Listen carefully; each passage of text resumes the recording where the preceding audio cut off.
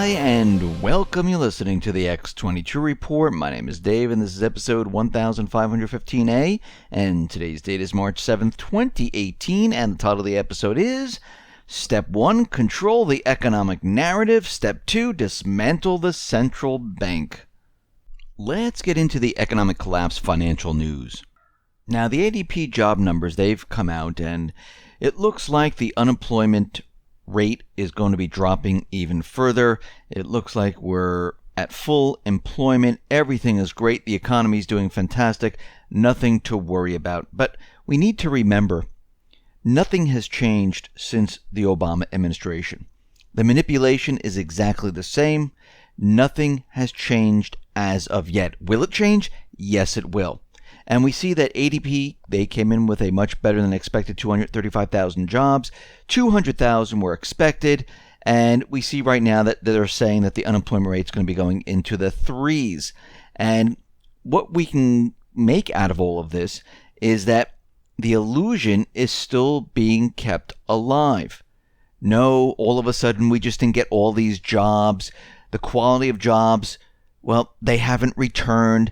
We don't see manufacturing plants popping up all over the place. It's just not happening. Not yet. Will it? Yes, it will. And one of the absolute ways of knowing if things are actually really improving and wages are going up and we're getting better quality jobs back here in America is to just look at the wage growth.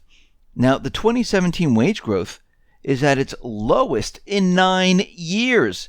U.S. non-farm labor costs rose just 0.35% year-on-year in 2017, the weakest growth in American worker compensation since 2010. The fourth quarter productivity was revised up to unchanged from negative 0.1. And we can see that 2017 remains a dismal year for the American workers.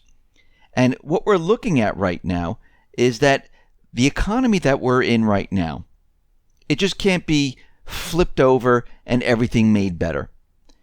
What the central bankers have done, what those in power have done, is they have destroyed the economy of the United States and the global economy. Now, this economy, this economic system that we're in right now is a central banking system. Now, we need to remember what the plan is.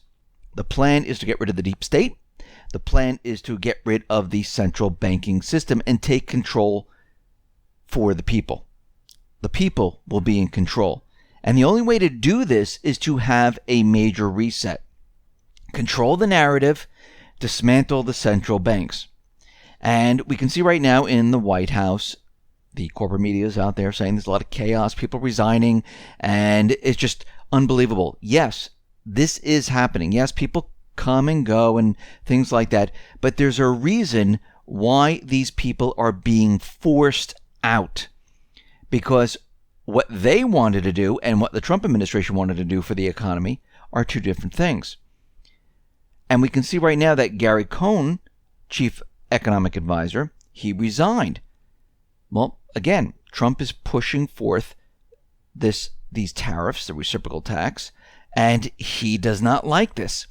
I wouldn't be surprised if Mnuchin eventually resigns. He's a Goldman Sachs boy.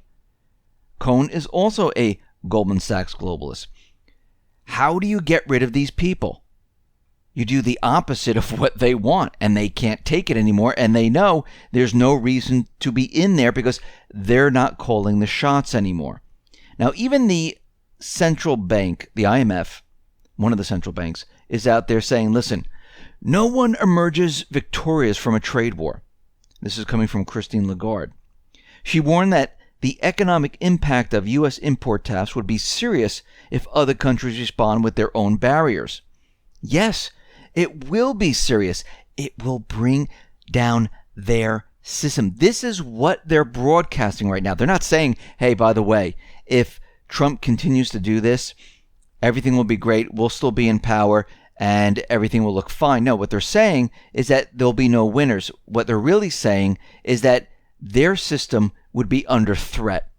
That's what they're worried about. Just like with cryptocurrencies, when Bank of America, Citibank, said that, cryptocurrency is a threat to their business, and the IMF, the Biz, the two economists from the New York Fed all said, cryptocurrencies is used for terrorists. Mnuchin even said this, it's used for criminals. It's not real. It's not a currency. It's created out of thin air. And they went on and on and on. The reason why they're doing all this is because their entire system is being brought down. That is what is happening right now. And since Trump has put forth these tariffs, he hasn't signed off on it yet, we already see U.S. Steel. They're talking about reopening their dormant Illinois plant. And they're saying that they might be hiring 500 people there. Now, this is just the beginning. It's not that great, but it has to start somewhere. Remember how long it took for the deep state and all these people that were in control for many, many years, how long it took them to move everything offshore. If you think that everything's going to be coming back within a couple of months, that is absolutely ridiculous. But it has to start somewhere, and we're already seeing that the manufacturing plants will start to come back to the U.S. very, very slowly. It's not going to happen very quickly. So what needs to be done to reset everything? Well, first, you need to control the economic narrative. You need to control what is going on economically in the United States. Right now, we have other individuals calling the shots. Mnuchin, the central banking system, the Federal Reserve, those in power, Goldman Sachs, Wall Street, you name it, they are controlling everything right now.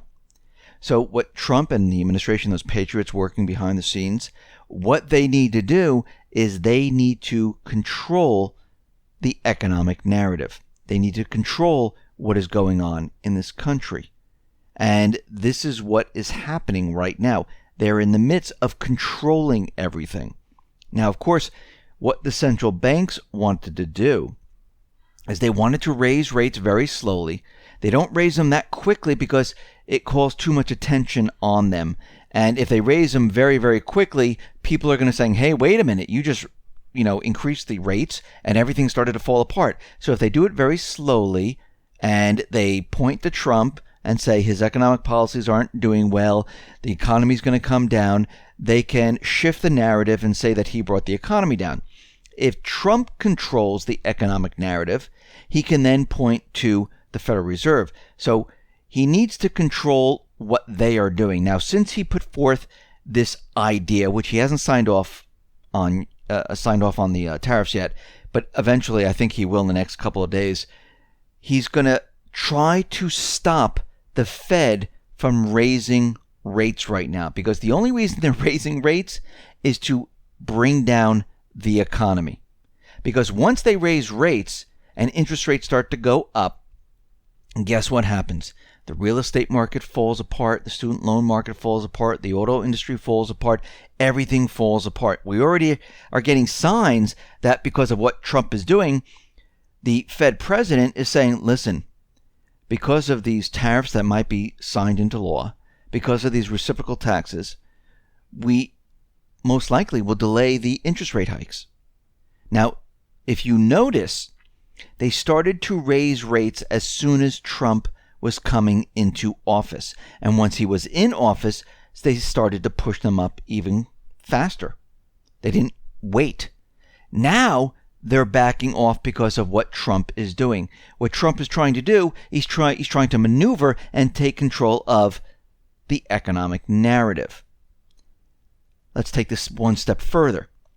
We talked about Rand Paul, and if you go back even further than that, his father, Ron Paul, tried to push through some piece of legislation that would allow the people to audit the Fed. And it was shot down every single time because the Fed has a lot of power. Those in Congress that are getting free money, who are becoming very, very wealthy from the free money, they kind of knock it down every single time. This time around, and we know, and we've been saying this for quite a while, that Trump has Andrew Jackson hanging in the White House, right on the wall, right behind his desk. That is a clear sign that he's going after the central bank. I mean, he has a lot of work ahead of him. He's cleaning out the deep state, and eventually what will happen is he will go after the central banking system. Now, Senator Rand Paul announced that he will introduce his Audit the Fed legislation, which would permit a full audit of the Federal Reserve System. Now, this is being attached as an amendment to the Senate banking bill. The Senate is expected to vote on the banking bill, S.2155, and once they do, guess what?